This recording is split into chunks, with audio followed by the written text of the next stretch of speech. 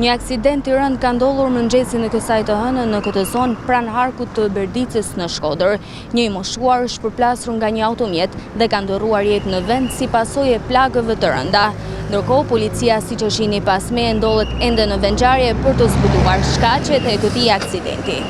Një aksident i rënd me pasojë vdekjen ka ndodhur këtë të hënë në aksin rrugor Shkodër-Velipoj në zonën e Berdicës.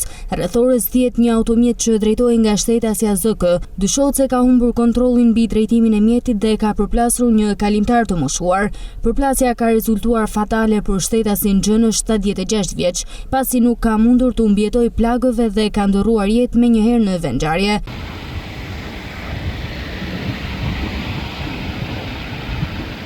Në vendin e ngjarjes mbërritën menjëherë shërbimet e policisë, të cilat po kryejnë hetimet për të zbardhur shkaqet e aksidentit.